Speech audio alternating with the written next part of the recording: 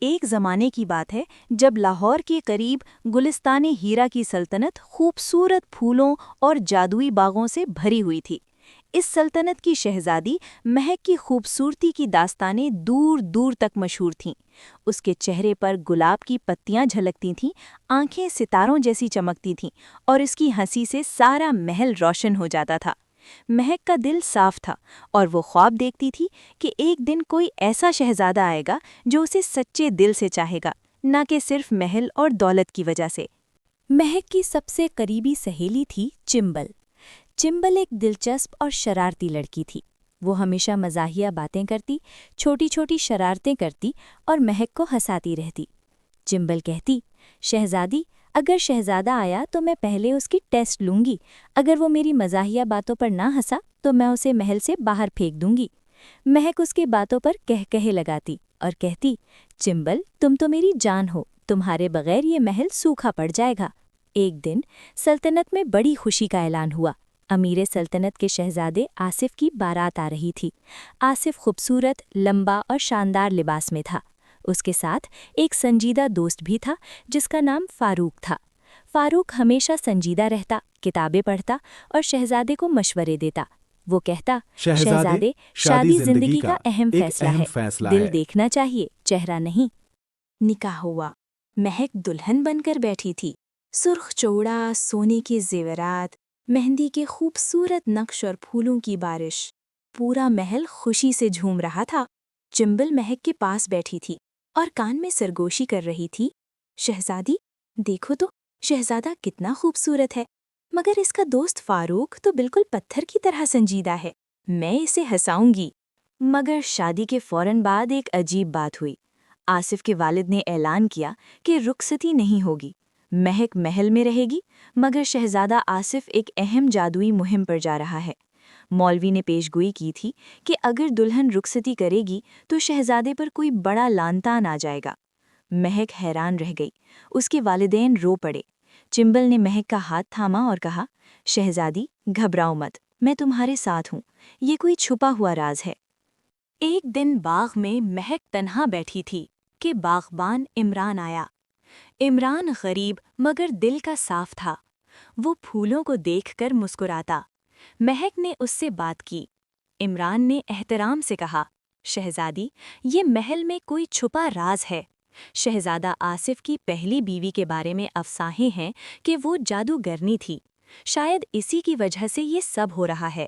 چمبل نے چھپ کر سن لیا اور مہک سے کہا، شہزادی، یہ باغبان لگتا تو اچھا ہے، مگر فاروق شہزادے کا دوست بھی سنجیدہ ہے، شاید وہ کچھ جانتا ہو۔ مہک نے سوچا کہ شاید فاروق سے بات کی جائے۔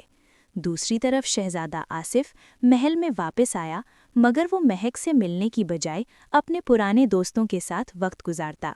فاروق نے ایک بار آصف سے کہا، شہزادے، دلہن تمہاری بیوی ہے، اسے تنہا مت چھوڑو۔ آصف نے ہنس کر کہا، فاروق، تم ہمیشہ سنجیدہ رہتے ہو، یہ تو بس ایک رسمی شادی ہے۔ رات کے وقت جب سورج ڈھل رہا تھا، مہک نے چھت پر کھڑے ہو کر ایک عجیب آواز سنی، جیسے کوئی پرانی کتاب سے کوئی لعنت پڑھ رہا ہو۔ چمبل نے بھی سنا اور کہا، شہزادی، یہ آواز محل کے زیر زمین تہ خانے سے آ رہی ہے، کیا کوئی جادوئی راز چھپا ہے؟ مہک کا دل دھک دھک کرنے لگا۔ کیا یہ پیش گوئی سچی ہے یا کوئی سازش؟ چمبل نے مزاحیہ انداز میں کہا، اگر یہ جادو ہے تو میں اسے میمز بنا کر وائرل کر دوں گی۔ مہک ہنسی، مگر اس کے دل میں ایک چھوٹا سا خوف بیٹھ گیا۔ فاروق نے بھی چھپ کر مہک کو دیکھا۔ اگلے دن سورج کی پہلی کرن جب محل کی چھتوں پر پڑی تو مہک کی آنکھ کھلی۔ اس کا دل اب بھی کل والے خواب سے دھڑک رہا تھا، مگر چمبل تو صبح سویرے ہی تیار بیٹھی تھی۔ اس نے ایک بڑا سا پرانا چادر اوڑھ رکھا تھا جو اسے بالکل ایک چھوٹی سی بوڑھی عورت جیسا بنا رہا تھا۔ دونوں نے چھپ کر محل کے پیچھے والے راستے سے تہ خانے کی طرف رخ کیا۔ آخرکار وہ تہ خانے کے بھاری دروازے تک پہنچ گئیں۔ دروازہ کھولتے ہی ایک پرانی، نم اور ٹھنڈی ہوا ان کے چہروں پر آئی۔ اندر اندھیرا تھا، مگر چمبل نے چھپ کر ایک چھوٹی سی مشل اٹھا لی تھی۔ تہ خانے میں پرانی کتابیں، دھول سے اٹی ہوئی جادوئی اشیاء، ٹوٹی ہوئی تلواریں اور ایک بہت بڑا سا قدیم آئینہ تھا جو دیوار پر لٹکا ہوا تھا۔ آئینے کا شیشہ اتنا صاف تھا کہ لگتا تھا جیسے کوئی جادوئی کھڑکی ہو۔ اچانک وہاں ایک بوڑھی عورت نظر آئی۔ उस औरत के बाल सफ़ेद थे, चेहरा झुर्रियों से भरा था और वो एक पुरानी पेशगोई की किताब पढ़ रही थी। औरत ने नर्म मगर खौफनाक आवाज़ में कहा, बदकिस्मत दुल्हन, तुम यहाँ क्यों आई? ये लान तान शहज़ादा आसिफ की पहली बीवी का है। वो एक ताकतवर जादूगरनी थी। उसने शहज़ादे पर लानत की थी कि कोई भी नई दुल्हन उसे खुश नहीं रख सकेगी। इस लानत की वजह से शहज़ादा हमेशा दूसरी तरफ खिंचा चला जाता है। मगर इस लानत में एक छुपा राज भी है। अगर कोई सच्चा दिल वाला शख्स जो बग़ैर लालच के मदद करे तो ये लानत टूट सकती है। फारूक ने बात ख़त्म करके बाहर निकला।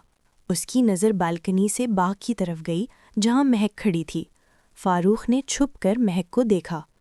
उसकी खूबसूरती और उदासी ने फारूक के दिल में एक अजीब सी नरमिश पैदा कर दी।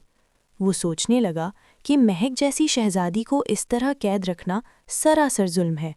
वो खुद से बोला, मुझे कुछ करना चाहिए। महक फारूक से मिली।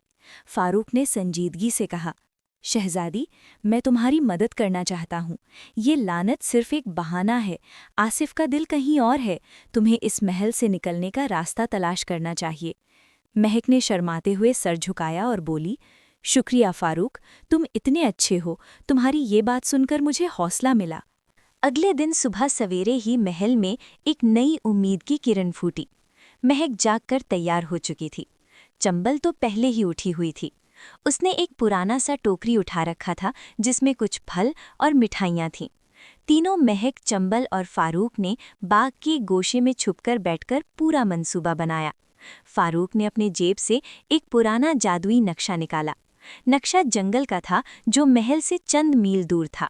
इस नक्शे पर चमकते हुए सितारे निशान बने थे जो एक बूढ़े जादूगर के घर की तरफ इशारा करते थे। फारूक संजीदगी से बोला, शहज़ादी, ये नक्शा मेरे दादा का है। इस जंगल में एक बूढ़ा जादूगर रहता है जो लानतों को तोड़ने का माहिर है, मगर रास्ता खतरनाक है। वहाँ जादुई जानवर और छुपे हुए जाल हैं।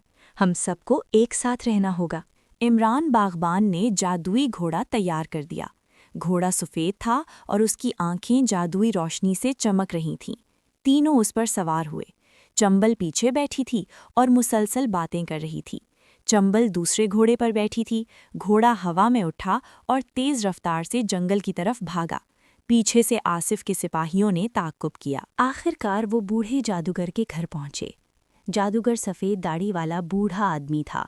उसने महक को देखा और बोला, बदकिस्मत दुल्हन, तुम आ गईं। ये लानत आसिफ की पहली बीवी की थी, मगर अब तुम्हारे साथ सच्चे दोस्त हैं। फारूक का सच्चा दिल इसे तोड़ देगी। जादूगर ने एक जादुई पोशन दिया। महक ने उसे पिया। एक चमक हुई और महक के जिस्म से एक स्याह साया निकलकर गायब हो गया। लानत टूट गई। चंद महीनों बाद महक और फारूक की शादी हुई। एक छोटा सा खूबसूरत महल बनाया गया जहां गरीब लोगों को पनाह मिलती थी।